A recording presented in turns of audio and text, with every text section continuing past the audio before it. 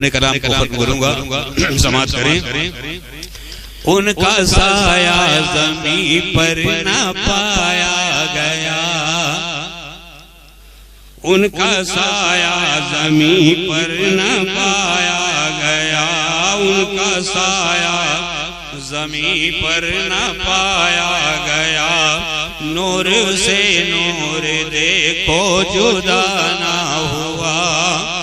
ہم کو عابد نبی پر بڑا ناز ہے، کیا بنا میرے آقا کا انداز ہے، جس نے منہ پر ملی وہ صفا پا گیا، خاک طیبہ تیری دھول، اللہ ہی اللہ جشن آمد رسول،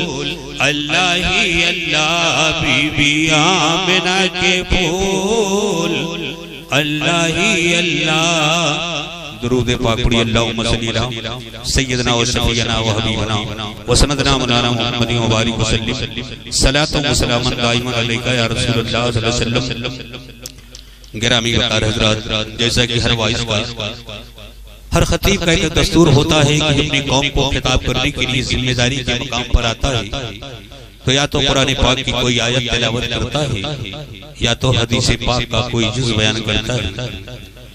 آج کی سنجیدہ اور متین نشست کے لیے، کیونکہ مجھے معلوم ہے کہ میرے بعد کئی مہمان تشریف رکھتے ہیں اور میں میزبان ہوں، بہتر نہیں کہ ان کے بیچ حائل ہوں۔ رہی بات یہ کہ کچھ وقت دیا گیا ہے، 5-10 منٹ بولوں گا، پھر اس کے بعد انشاءاللہ آپ ہوں گے،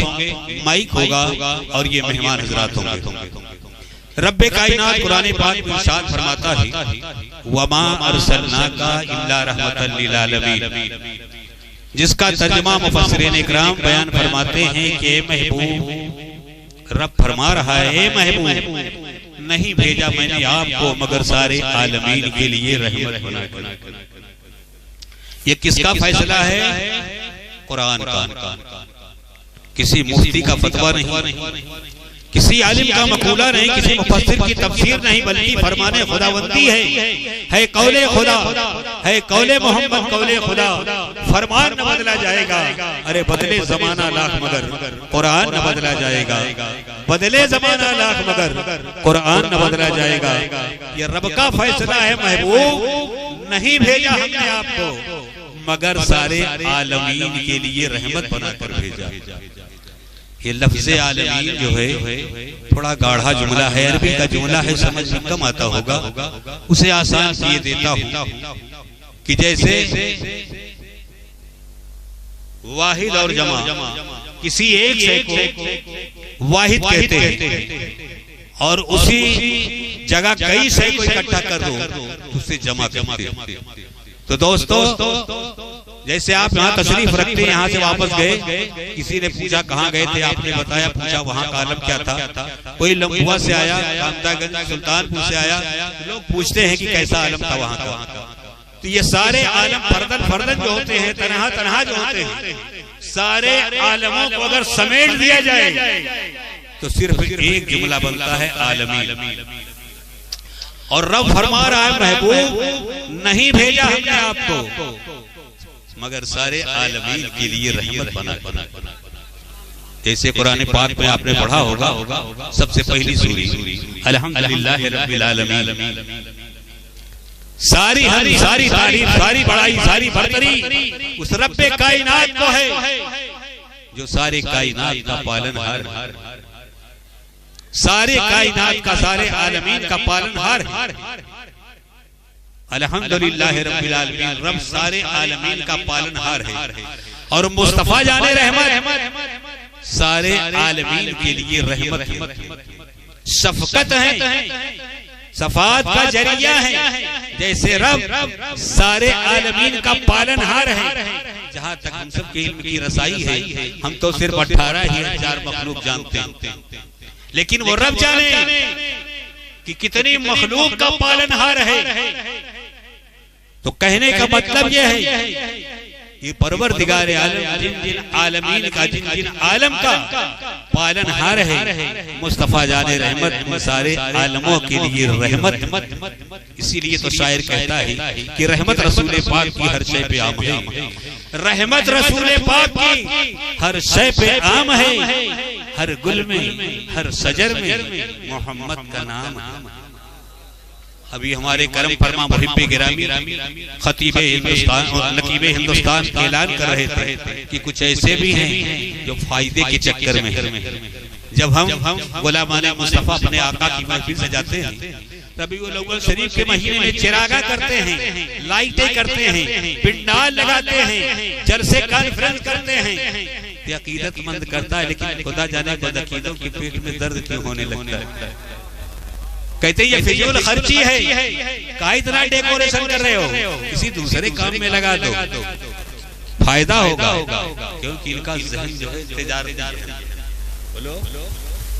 تجارتی ذہن رکھتے ہیں کہ جس میں فائدہ ہوگا وہی کریں گے، جس میں فائدہ نہیں دکھائی پڑے گا نہیں کریں گے۔ لیکن خدا کی قسم میں بڑے رسول پر بول رہا ہوں کہ نبی کے غلاموں،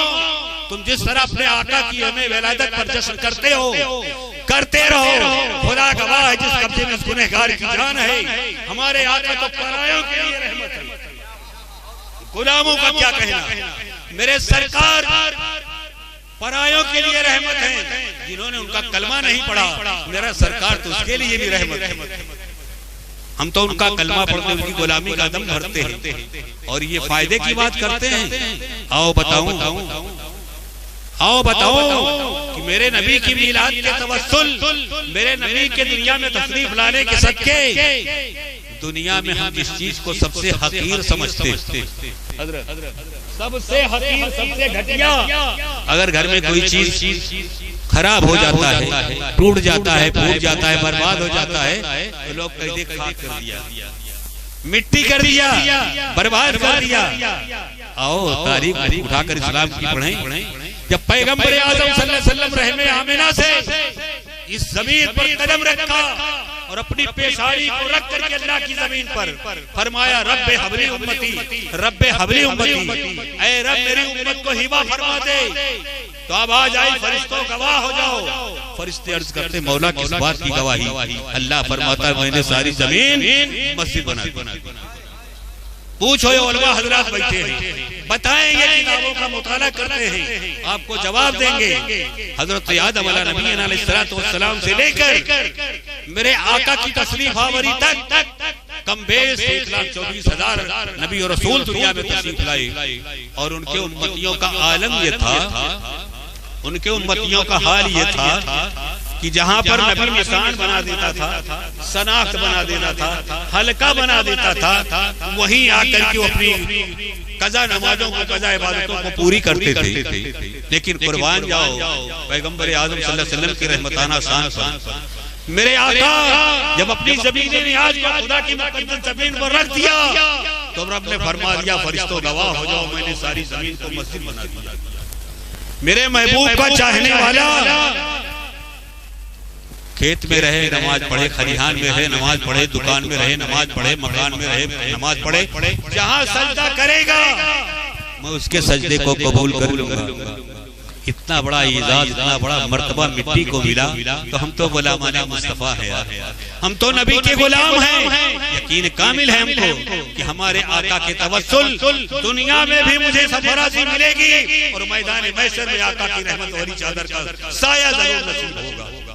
درود پاک پڑھی اللہم صلی علی سیدنا و سفینا و حبیبنا و سندنا مولانا محمد مبارک وسلم، صلاۃ و سلام علیکہ یا رسول اللہ صلی اللہ علیہ وسلم۔ چلتے چلتے چند باتیں گزار ساتھ کے طور پر آپ کے حوالے کر کے میں درگزر ہو جانا چاہوں گا۔ تاریخ کے حوالے سے جب آقا کریم صلی اللہ علیہ وسلم کی آمد ہوئی، میرے آقا اس خاکدان گانی میں جلوہ بار ہوئے، تو آپ غالباً علماء دین سے سن چکے ہوں گے کہ سرکار کے دنیا میں تشریف لانے سے پہلے پروردگار عالم نے آپ کے سر سے باپ کا سایہ اٹھا لیا تھا۔ قریب ہر والد عاقل مسلمان جانتا ہے اس بات کو۔ اور اس کے بعد جب اس دنیا فانی میں سرکار نے قدم رکھا تو میں سرکار کی رحمت آپ کے بارے میں بتانا چاہوں گا کہ میرے سرکار کی رحمت اس طرح سرکار کائنات صلی اللہ علیہ وسلم کی ولادت کے سال حسب دستور دائیاں کچھ اپنے اپنے علاقے سے اپنے اپنے حلقے سے چل کر کے آئیں، اور آنے کے بعد امیروں کبیروں کے زمینداروں کے بچوں کو لے کر کے گئیں، بدقسمتی کہ ایک بیوی تھی، نام تھا حلیمہ، رہنے والی سال کی تھی، سواری نہیں اور ناتبہ ہونے کی وجہ سے، کمزور ہونے کی وجہ سے پیچھے رہ گئی، لیٹ پہنچی، کعبہ شریف کا طواف کیا، گلا پہ کعبہ کو پکڑ کر کے عرض کرتی مولا اگرچہ غلطی ہوئی پھر بھی تیری بندی ہوں، تیرے در پہ حاضر آئی ہوں، الہی میری حاضری کو قبول فرما لے، دعا کر رہی تھی اور اس کے بعد آگے بڑھتی اس ارادے سے کہ چلوں کوئی بچہ مل جائے۔ اتنے میں قریشیوں کے سردار کعبہ کے متولی سرکار دو جہاں صلی اللہ علیہ وسلم کے دادا جان حضرت عبد المطلب سے ملاقات ہوئی، ادب سے سلام کیا، کہا کون ہو، کہاں سے آئی ہو؟ کہا بابا نام میرا حلیمہ ہے، ساتھ سے چل کر آئی ہوں، دایا کا کام کرتی ہوں، بچوں کو لے جاتی ہوں، پرورش کرتی ہوں، دودھ پلاتی ہوں، بدلے میں جو اجرت ملتی ہے اس سے بسر اوقات کرتی ہوں۔ حضرت عبد المطلب فرماتے ہیں حلیمہ بڑا دیر کر دیا تو نے آنے میں، وہ عورتیں وہ دائیاں امیروں کبیروں کے بچوں کو لے کر گئیں، ہاں اگر چاہے تو ایک یتیم بچہ ہے جس کے سر سے باپ کا سایہ اٹھ چکا ہے، کوئی موٹی رقم نہیں ملے گی، لیکن اگر تیری مرضی آئے تو لے جا۔ حضرت حلیمہ عرض کرتی بابا خالی ہاتھ جانے سے تو بہتر ہے، خالی ہاتھ جانے سے تو بہتر ہے۔ حضرت حلیمہ شناخت پوچھتی ہے، حضرت عبد المطلب شناخت بتا دیتے ہیں، حلیمہ چلی اور چلتے چلتے جناب آمنہ کے دروازے پر پہنچی، دروازہ کھٹکھٹایا، اندر سے آواز آئی من دق الباب، کون دروازہ کھٹکھٹا رہا ہے؟ حلیمہ سعدیہ عرض کرتی ہیں کہ دروازہ کھولو، میں ایک دائی ہوں، بچوں کی پرورش کرتی ہوں، دودھ پلانے کا کام کرتی ہوں، میں نے سنا ہے قریشیوں کے سردار کعبہ کے متولی نے مجھے بھیجا ہے، کوئی بچہ گھر میں ہے دے دو، میں لے جاؤں گی اس بچے کو پرورش کروں گی۔ جناب آمنہ صلی اللہ علیہ نے دروازہ کھولا، حلیمہ اندر داخل ہوئی، کہا دے دو بچے کو، کہا دیکھ حلیمہ تجھ سے پہلے کئی دائیاں آئیں لیکن میں نے نہیں دیا، وجہ ہے کہ وہ بچہ میری آنکھوں کا نور ہے، دل کا سرور ہے، میں اسے جدا نہیں کر سکتی، کہا دے بھی دو، اللہ تمہارا بھلا کرے گا، میں خالی ہاتھ جاؤں گی بڑی حجی ہوگی، بڑی بدگوئی ہوگی۔ تو حضرت آمنہ صلی اللہ علیہ نے ایک شرط پر آقا کو حلیمہ کے حوالے کرنے پر اقرار کر لیا کہ دیکھو لے تو جا رہی ہو، لیکن ایک بات یاد رکھنا، ہر جمعے کے دن لا کر کے زیارت کروا دینا۔ حلیمہ سعدیہ نے کہا مکمل طور پر وعدہ پورا کروں گی، بہر صورت بچے کو دکھاؤ تو صحیح۔ جناب آمنہ اشارہ کرتی پھر گھوڑے میں پڑے ہوئے، حلیمہ آگے بڑھی، نگاہ حلیمہ جب کونین کے تاجدار کے چہرے انور پر پڑی کہ اس کا آواز دیتا حلیمہ، کون کہتا یتیم ہے، کون کہتا یتیم ہے؟ ارے یتیم نہیں بلکہ یتیموں کے والی، غریبوں کے ماوا ملیا ہیں، دیر نہ کر حلیمہ۔ حلیمہ آگے بڑھی، کونین کے تاجدار کو آغوش میں لے کر کے گود میں لیتی ہیں تو بیان کرتی ہے قسم اس ذات کی جس کے قبضے میں حلیمہ کی ذات ہے، جب میں نے پیغمبر اعظم صلی اللہ علیہ وسلم کو اپنی گود میں لیا تو ایسا محسوس ہو رہا تھا کہ کونین کی ساری دولت سمیٹ کر میری گود میں آ گئی، میری گود میں آ گئی ہے۔ حلیمہ سعدیہ آقا کریم صلی اللہ علیہ وسلم کو لے کر اپنے گھر جانے کا ارادہ کرتی ہے۔ آج یہ ندوہ اور دیوبند کا بدبخت مولوی دو ٹانگوں چلنے والا پیشانی دیکھو تو ایسا محسوس ہوگا جیسے ماں کے شکم سے نمازی پیدا ہوا۔ یہ نماز کی نمائش کرنے والے نبی کی عظمت کو عقل کے ترازو میں تولتے ہیں کہ نبی کی عظمت کتنی تھی، اور یہاں تک معاذ اللہ یہ بدبخت بڑے بھائی آپ کو اپنا بڑا بھائی قرار دیتے ہیں۔ ارے کم نصیبوں، ارے تم تو انسان ہو، خدا کی قسم میرا نبی اتنا عرفہ والا ہے کہ میرے نبی کی قدم کی خاک ہونا تو تمہارے لیے بہت محال ہے۔ کہیں کہیں ظالموں نے لکھا کہ جب نبی 40 سال کے ہوئے تب نبی کو پتا چلا کہ میں نبی ہوں یا غیر نبی، اس کے پہلے معاذ اللہ نبی کو معلوم نہیں تھا۔ لیکن دوستو بڑی افسوس کی بات ہے، بڑی افسوس کے ساتھ کہنا پڑتا ہے کہ چار پائے کا جانور تسلیم کر لے کہ یہ نبی ہیں، پیدا ہوتے ہی نبی ہیں، اور یہ دو ٹانگوں چلنے والا مولوی اللہ کے رسول کی شان میں گستاخی کرتا ہے اور کہتا ہے کہ نبی کو 40 سال بعد پتا چلا کہ میں نبی۔ وہ سواری جس پر حلیمہ چل کر کے سعد سے مکہ آ رہی تھی، جسے غزوہ کے بازار میں چھوڑ دیا تھا، اس کی کمزوری کی بنیاد پر وہی اونٹنی جس پر حلیمہ سعدیہ آ رہی تھی غزوہ کے بازار سے چل کر آئی، پیغمبر اعظم صلی اللہ علیہ وسلم کی چوکھٹ پر منہ رکھ کر کے سرکار کی چوکھٹ کو چوم رہی۔ چار پائے کا جانور جانتا ہے یہ اللہ کی نبی کی چوکھٹ ہے، اللہ کے رسول کی چوکھٹ ہے، جبکہ رحم بادر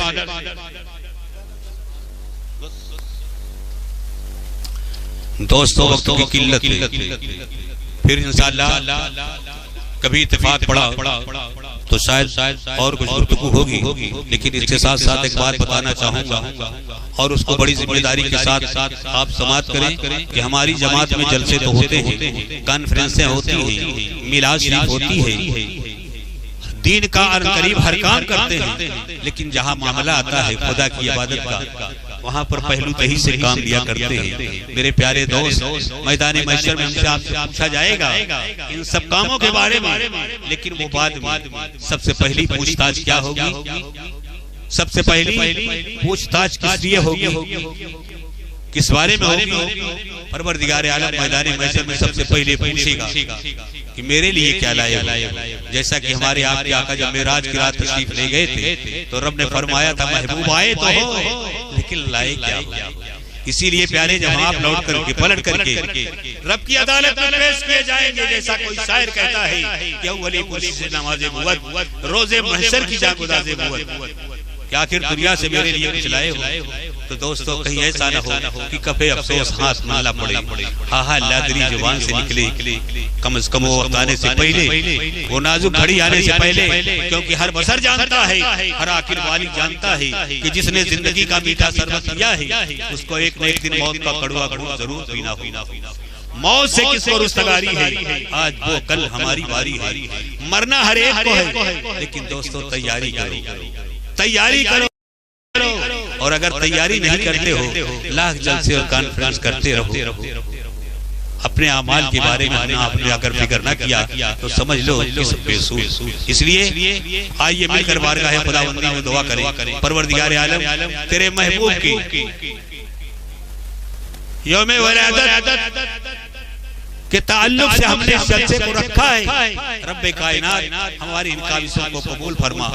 ہم سب کی حاضریوں کو قبول فرما، مولا تبارک تعالی ہم سب کو اپنے محبوب کے صدقے طفیل نماز پنجگانہ کی توفیق عطا فرما، قدرتوں اور برائیوں سے ہم سب کو محفوظ فرما، زمینی آسمانی بلاؤں سے محفوظ فرما، پروردگار عالم تو ہم سب کو اپنے محبوب کے وصف حسنہ پر عمل کرنے کی توفیق رفیق عطا فرما۔ وما ارسلناک الا رحمۃ للعالمین، محبوب نہیں بھیجا میں نے آپ کو مگر سارے عالمین کے لیے رحمت بنا کر، پروردگار عالم ہم سب کی حاضریوں کو قبول فرمائے، آمین ثم آمین، وآخر دعوانا الحمدللہ رب العالمین، السلام علیکم۔